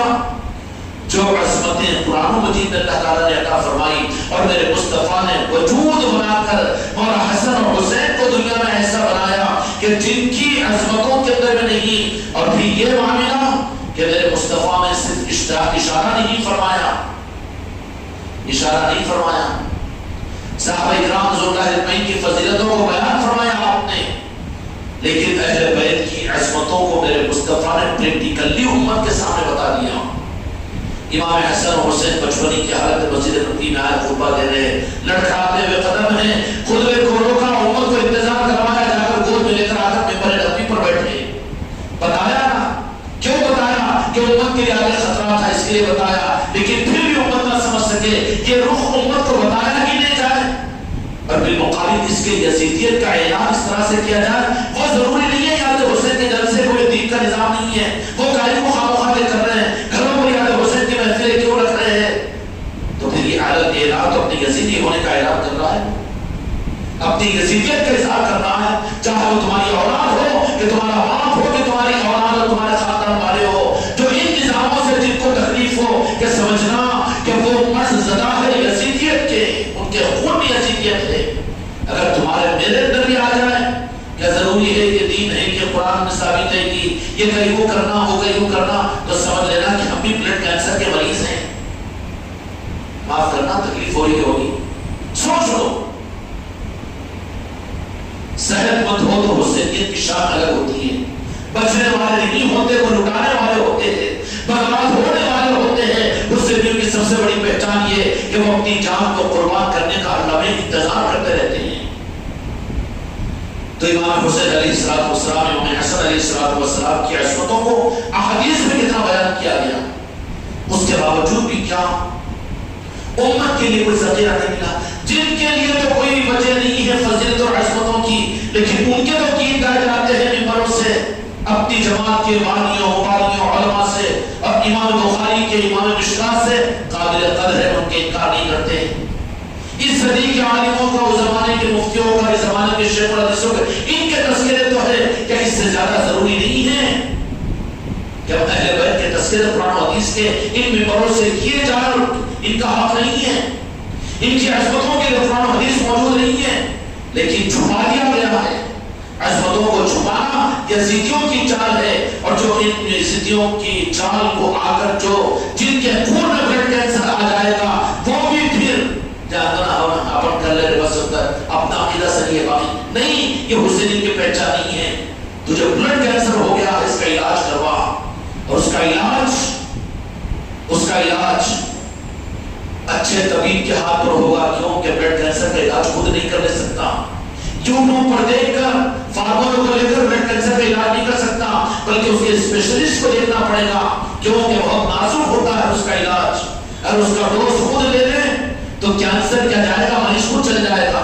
سر میں درد کی گولی میڈیکل سے لے کر کھا لے ہو جائے گا، لیکن بلڈ کینسر اگر معلوم ہے تو اس کا علاج خود کر لینے سے تو علاج تو کیا ہوگا بلکہ یہ خود چل جائے گا. اس لیے اس کے لیے اسپیشلسٹ کو ڈھونڈنا پڑے گا، آل رسول کو دیکھنا پڑے گا، نسبتوں کو دیکھنا پڑے گا، غوث و خواجہ کے سچے غلاموں کو دیکھنا پڑے گا، اور ان کے پاس میں جا کر اپنا ٹیسٹ کروانا پڑے گا کہ میں اس کینسر کو ختم کرنے کے لیے کیا ٹریٹمنٹ ہے. تو کہیں کہ راجہ شاہ ولی کی بارگاہ میں جا کر اپنے ماتھے کو ٹیک، وہ شرک کا کینسر نکلے گا. اہل بیت کی محبت میں یا علی یا علی یا حسین یا حسن کہے تو عقیدے کی گندگی نکل جائے گی، اہل بیت کی محبت آئے گی. وہ ٹریٹمنٹ کے طریقے کے ساتھ اس کا علاج کرے گا، ٹریٹمنٹ کے طریقے کے ساتھ میں، کیونکہ وہ ماہر ہوتے ہیں اس میں. ان عصمتوں کے لیے مولا حسن اور حسین علیہ السلام کے لیے اس لیے ضرورت ہے اس بات کی کہ پنجتن پاک اور مولا حسن اور حسین علیہ السلام کی عصمتوں کو تم جاؤ اپنے گھروں میں، اپنے بیوی بچے افراد خاندان کے درمیان میں یہ تذکرے کیا کرو، یہ تمہارے حسینیت کی پہچان ہے. ورنہ مان لو بڑی بھی حقیقت کو کہ یزیدیت کے خون کی جراثیم تمہارے میرے اندر بھی ہے. اگر ہم شرما رہے ہیں تو یزیدیت کے جراثیم ہے تمہارے میرے اندر میں. ماحول کو دیکھ کر، اکثریت کو دیکھ کر اپنے منہ کو چھپا رہے ہو یزیدیت کے جراثیم. بلڈ کینسر ہے تمہارے میرے اندر بھی یزیدیت کا، ورنہ کوئی وجہ نہیں. قرآن حدیث کے اندر میں حسنین کریمین کی جو عصمتوں کو بیان کیا گیا، کیا قرآن میں بھی ہاں اللہ تبارک و تعالیٰ نے اشارے فرمائے قرآن پاک کے اندر بھی، اور میرے مصطفیٰ نے اس کا خلاصہ فرمایا ہے. اور جو دیانتدار دین کے خدمت گزار حسینی تھے وہ انہوں نے آیتوں کو کھول کر جو مولا حسن اور حسین علیہ السلام کی شان میں تھی اس کو ظاہر کروانے کی کوشش کی.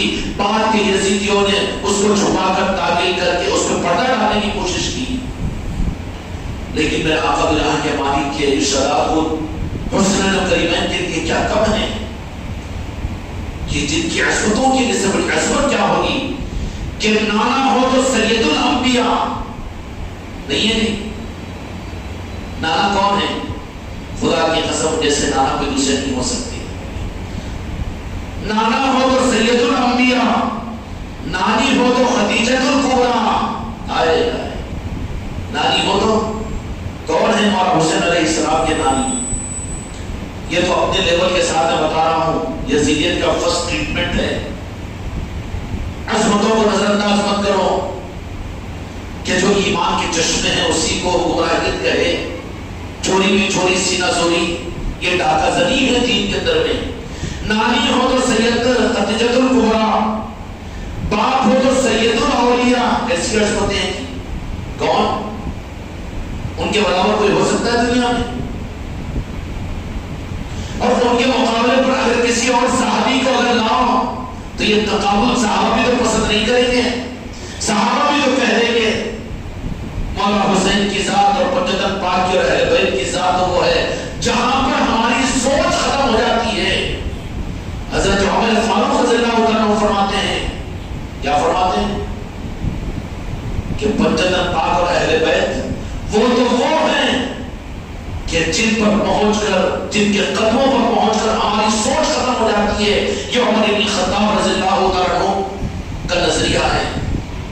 اب یہ ہاتھ چھیڑ چھاڑ کر کے جائے صحابہ کو ان اہل بیت کے مقابلے پر لائے، مولا حسین کے مقابلے پر کسی اور کو لائے. اگرچہ صحابی اے ذلیل تو اپنی ذلت کی وجہ سے ادھر رہے، صحابہ کے عصمت والے گروہ کی طرف متوجہ تیرا ایمان ختم ہو جائے گا. باپ ہو تو سید الاولیاء، ماں ہو تو سید النساء. ظاہری نسبتیں بھی کون سی عصمت والی ہیں؟ ہے نہیں ہے. سید النساء، اور بیٹے پیدا ہوتے ہیں تو سید الشہداء سیدنا امام حسن و حسین علیہ السلام. عظمتیں نہیں ہیں. ظالموں کو عصمت والوں کی عصمت بیان کرنے سے اگر وہ روکتے ہیں اپنی زبان کو تو دنیا کے ڈھیر چوڑے چمارے چماروں کے تذکرے کرنا پڑتا ہے ان کو. جب تک امت ان عظمت والوں کے تذکروں سے اپنی مسجد کے ممبروں کو منور کی ہوئی تھی، خدا نے عزت کی چوٹی پر امت کو رکھا تھا. اور جب سے انہوں نے ان عظمت والوں کے تذکروں کو مسجد کے محرابوں سے بند کیا ہے تو خدا نے دنیا کے ذلیل انسانوں کے تذکروں میں مجبور کیا ہے. بیٹے ہیں جو بیٹے پیدا ہوتے ہیں وہ سید الشہداء. کون ہے سید الشہداء؟ سیدنا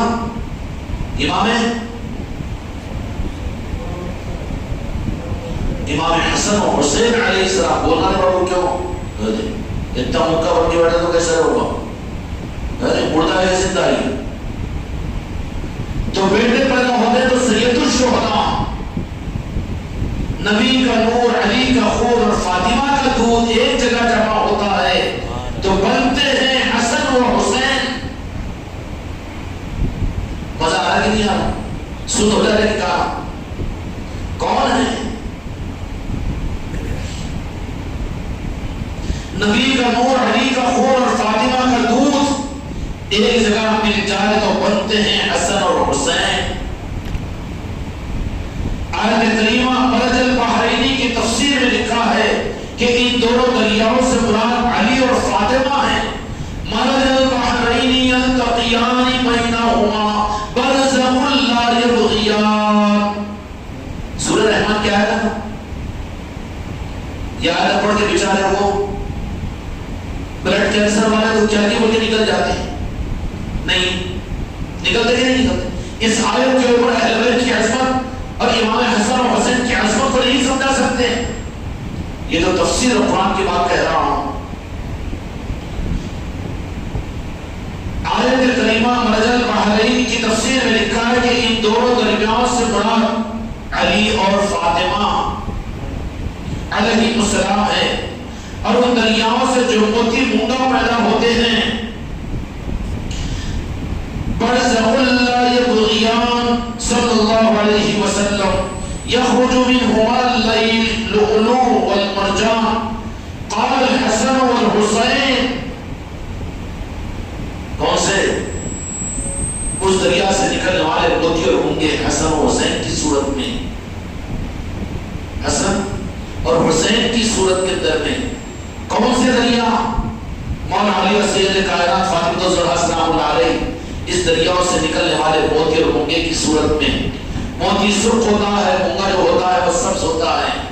مرج البحرین یلتقیان بینہما برزخ لا یبغیان فبأی آلاء ربکما تکذبان. فجر میں پڑھتے کہ نہیں پڑھتے؟ اکثر پڑھتے ہو نا فجر میں. قال الحسن والحسین.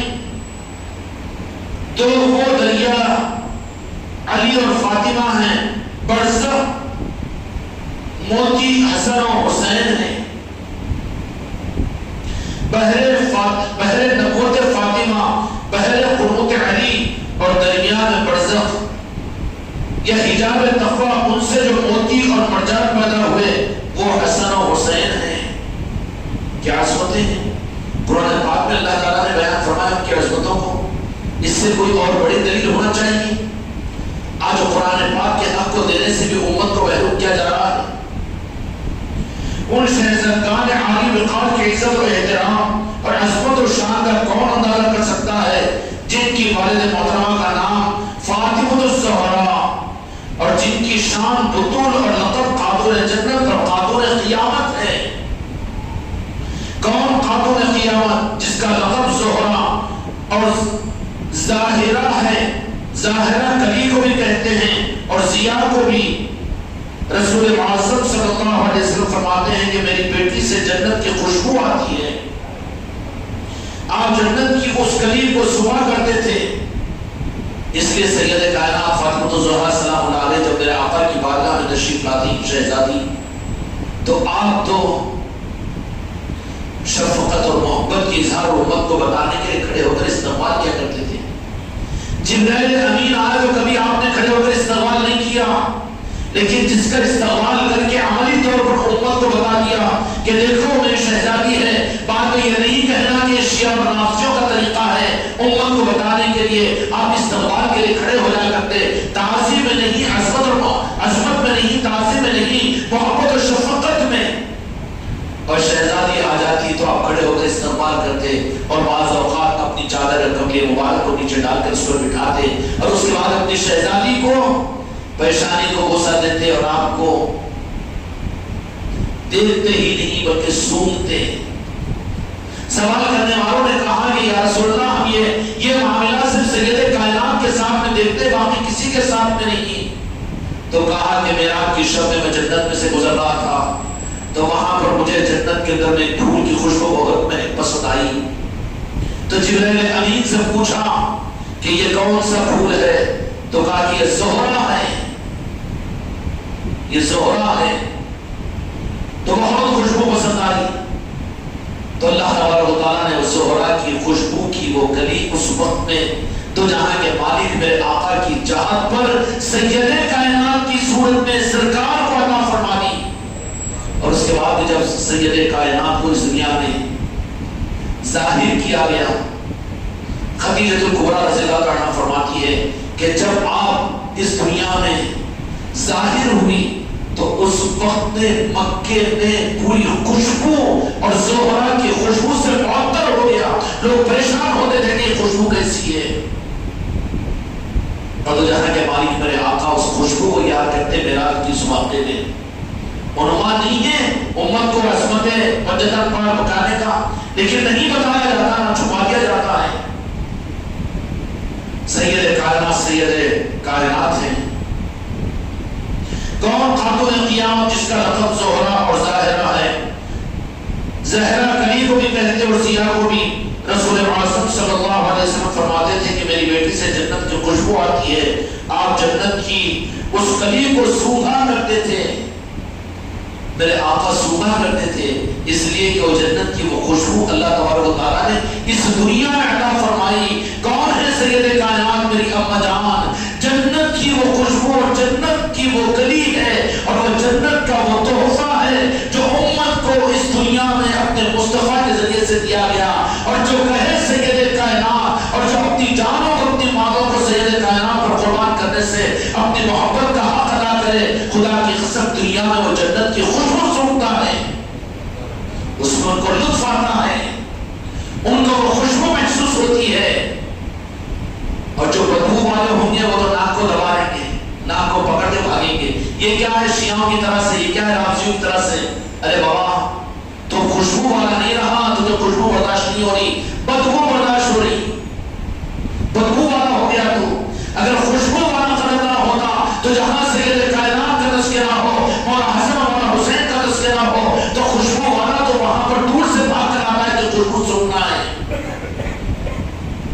جو ختم ہوئے پھر مسجدوں محرابوں سے نہ کر ادھر ادھر کی باتیں بتائی، قافلہ کیسے لٹا، مجھے رہزنوں سے قرض نہیں، تیری رہبری سے سوال ہے. تو اپنے آپ کو سنی کہتا ہے اور تو اپنے آپ کو عاشق رسول کہتا ہے، تو پھر پنجتن پاک سے بغیر تجھے کیسی پیدا ہوگی؟ اس لیے کہ خوشبو ختم بھی تیرے اندر بدبو آ گئی. کیونکہ خوشبو والے تو پنجتن پاک کی خوشبو بھی لیں گے، فاطمہ سید کائنات کی بھی تو تذکرے کریں گے، مولا حسن اور حسین کی بھی تو تذکرے کریں گے. لیکن بدبو والے کیوں کریں گے؟ وہ خانقاہ میں وہ کیوں ہونا تھی؟ وہ شیعہ رافضی ہو گئے. شیعہ رافضی نہیں ہوئے تو بدبو والا ہو گیا. تجھے بلڈ کینسر ہو گیا ہے، یزیدیت تیرے اندر میں آ گئی ہے، لوگوں کا منہ دیکھ کر چلنے کا مزاج یزیدیت کا تیرے اندر پیدا ہو گیا ہے. تو اپنا علاج کرنا، ورنہ خاتمے پر تیرا ایمان پر خاتمہ مشکل ہو جائے گا. سمجھ آ رہی؟ اور پھر خوشبو والے جو ہوں گے، خوشبو کی چاہت میں بدبو والوں کی پہچان کی خوشبو ہے تو کوئی بے چینی ہوگی.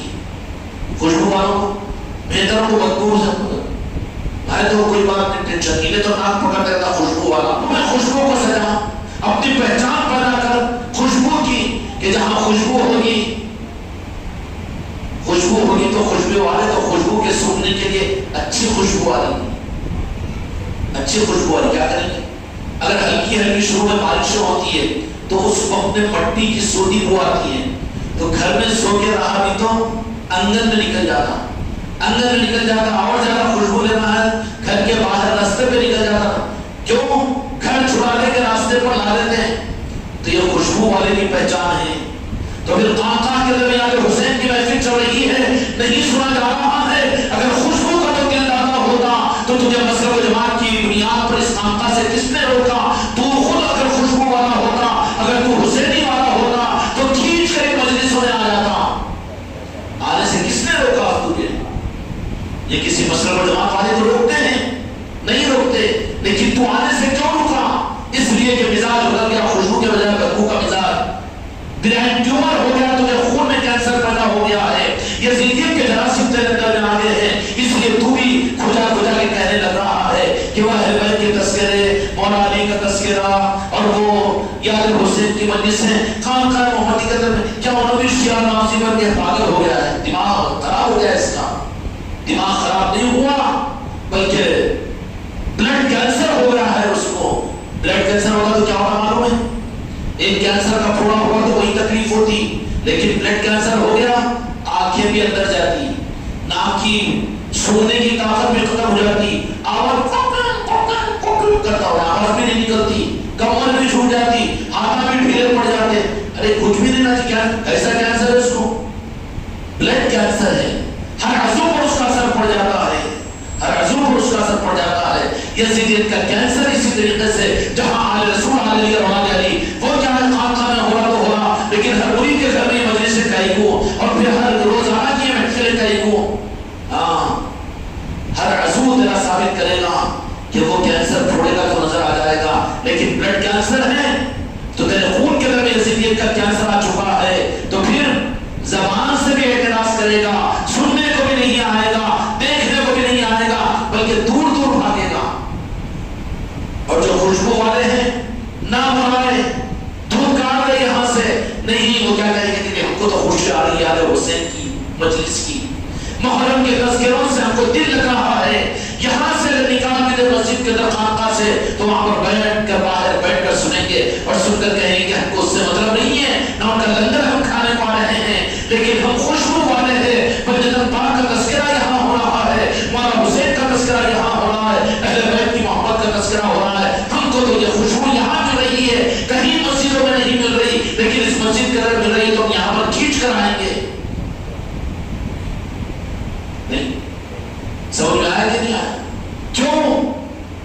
اچھا کیا نہیں جانے والوں کو روکو، ذرا دماغ خراب کرو، ان کا کہیں گزارے وہاں پر وشیار آفسی ہو گئے، تو تیرے رکنے سے جو ہے حسینی وہ تو تیری چکر میں آنے کے نہیں، اور جو ہے نہیں تترے پترے ہیں بہت اچھا ہے تو خدمت پر لگا کے تو ہم کو یہاں سے ہٹا دے۔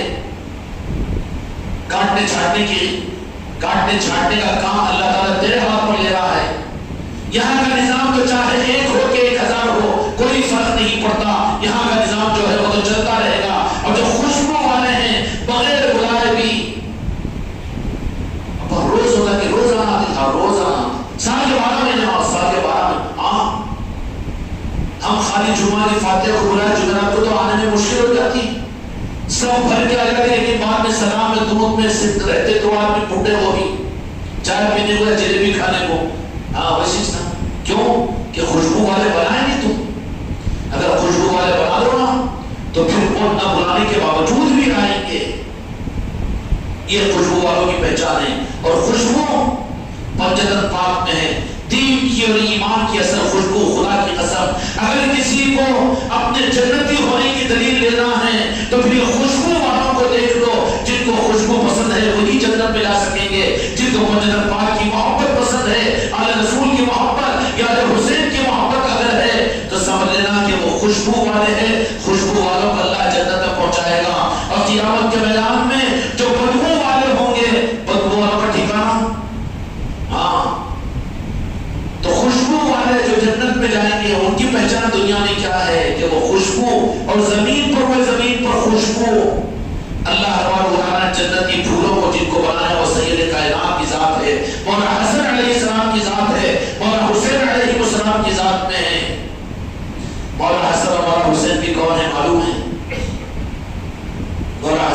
حسین علیہ السلام بھی سید کائنات فرماتی ہیں، اور آپ کی ایک باندھی جس کا نام فضا یا کچھ اور ہے وہ بھی کہتی ہے کہ جس وقت میں سیدنا امام حسین اور مولا حسن علیہ السلام اس دنیا میں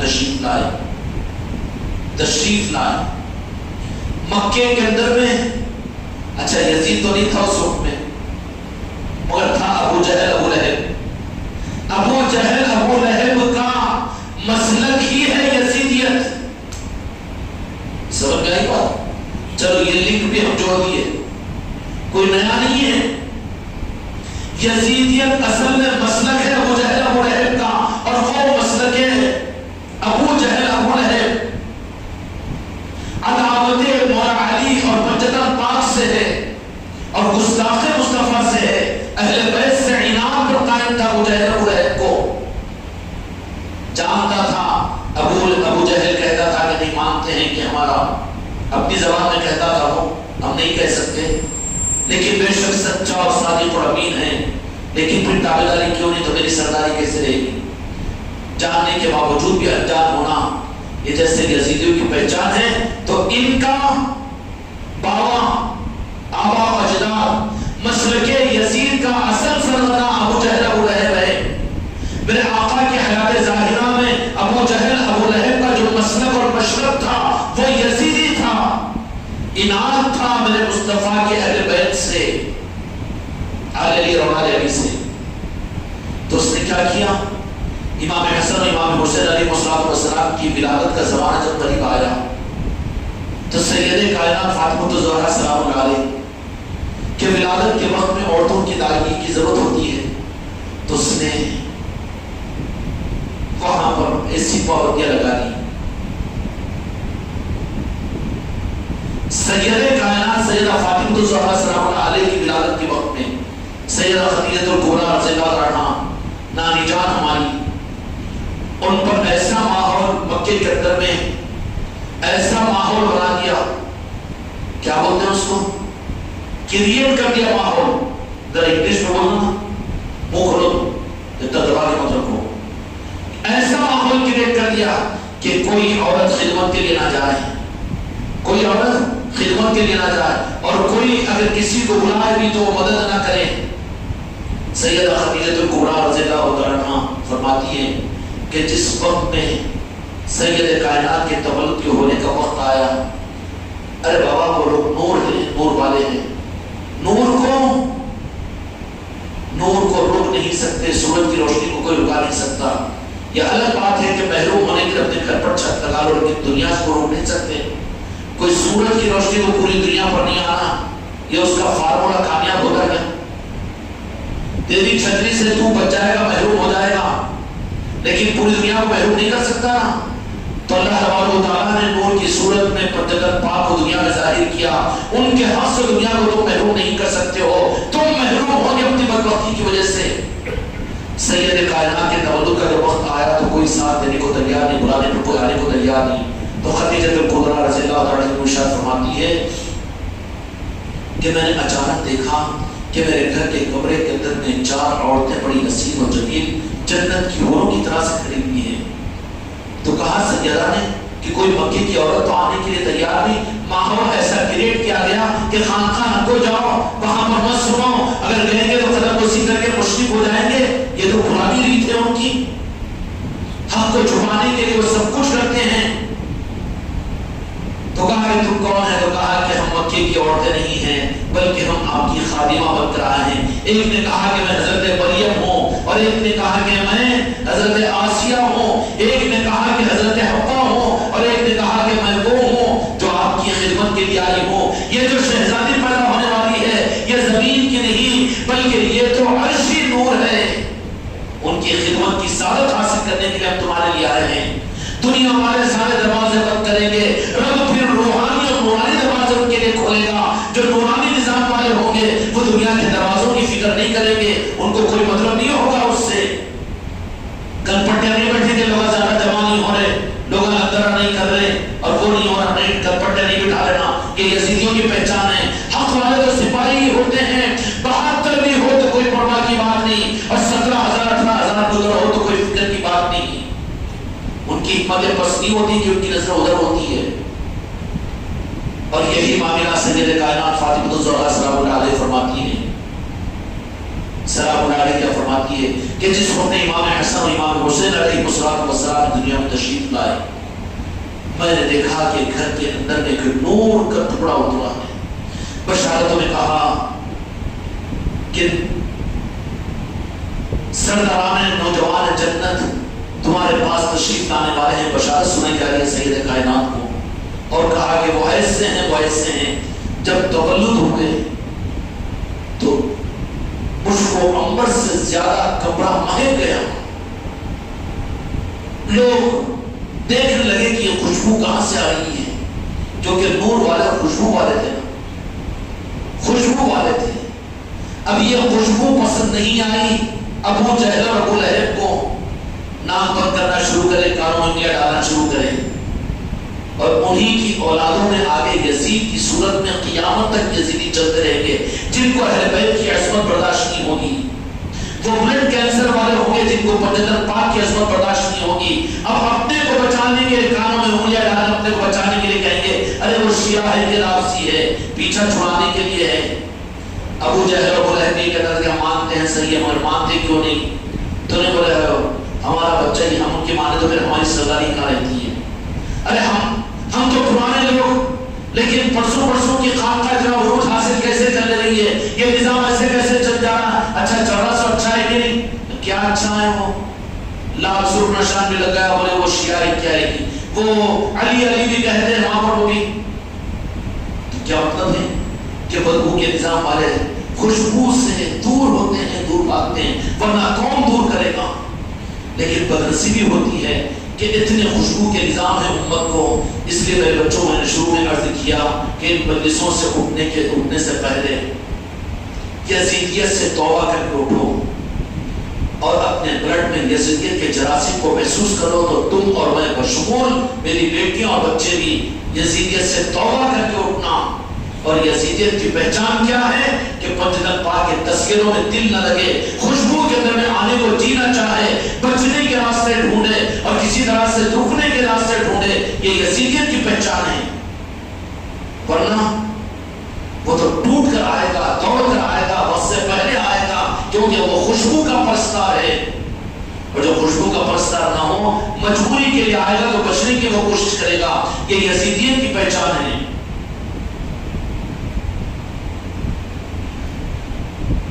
کون خاتون قیامت جس کی سواری میدان محشر میں آئے گی تو منادی کی جائے گی کہ اہل محشر اپنی نگاہیں نیچی کر لو.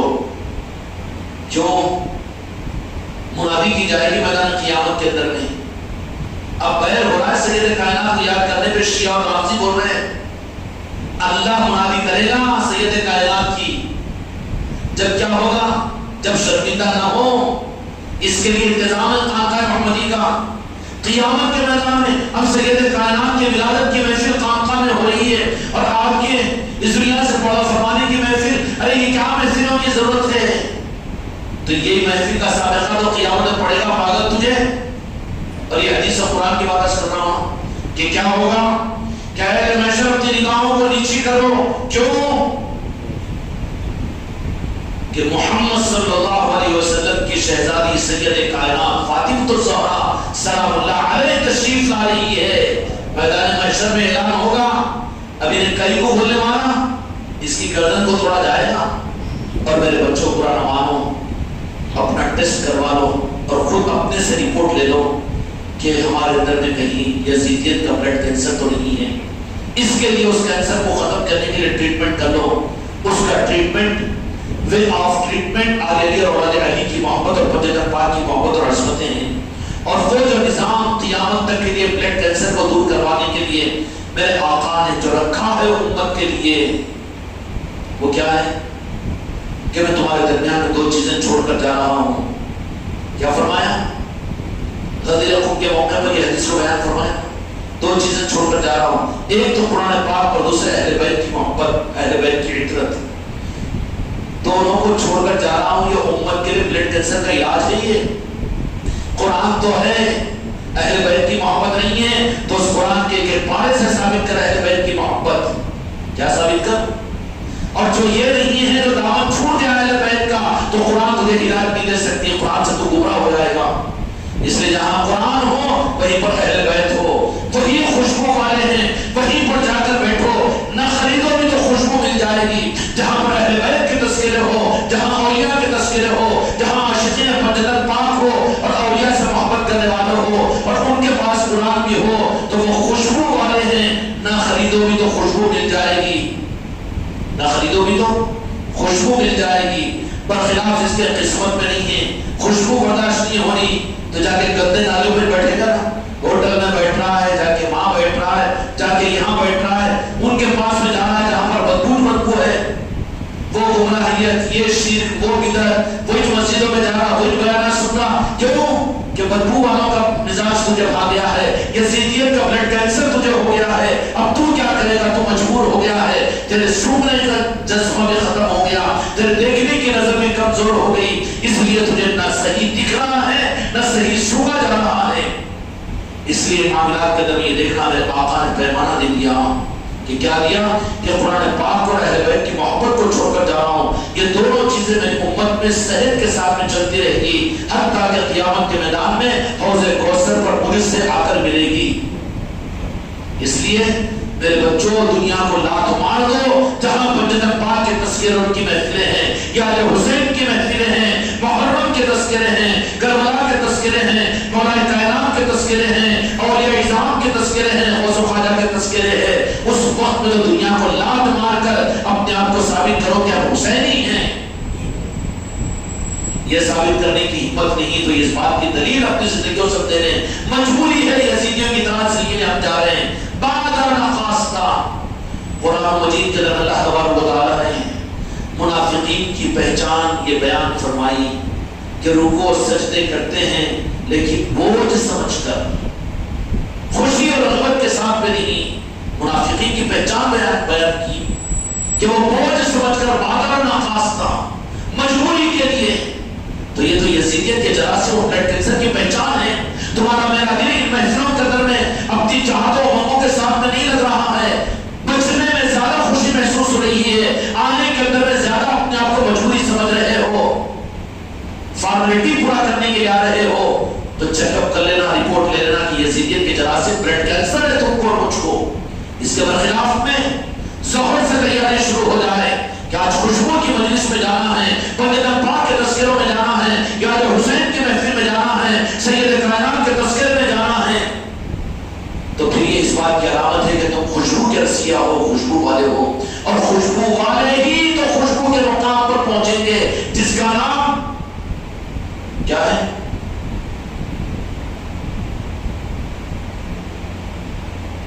یہ مل گیا جی کا جنجال زندگی بھر کا۔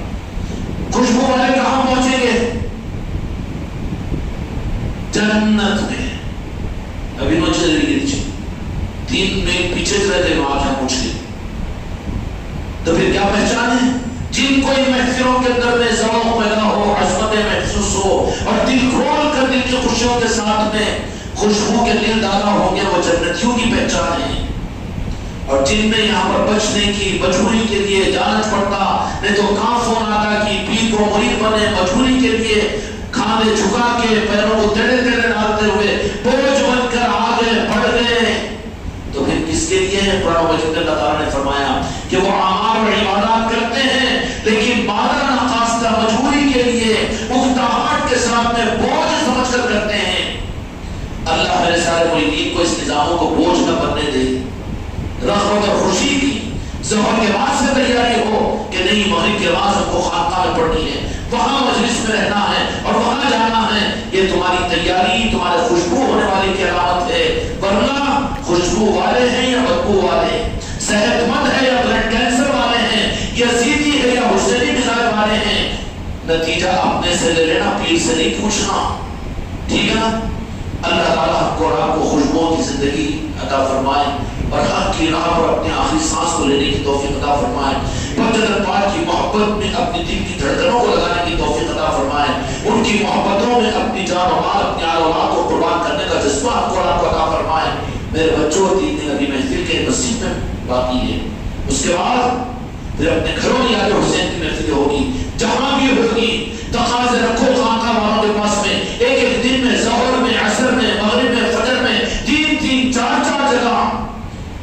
انشاءاللہ تعالی محمد رسول اللہ محفل ہوگی، لنگر وغیرہ نہیں کرا سکتے، مجبوری ہے، تو 2-4 لیٹر کا شربت بناؤ اور مجلس کرو، یا کہ حسین کی اور شربت پلاؤ، یہ تو ہو سکے گا کہ؟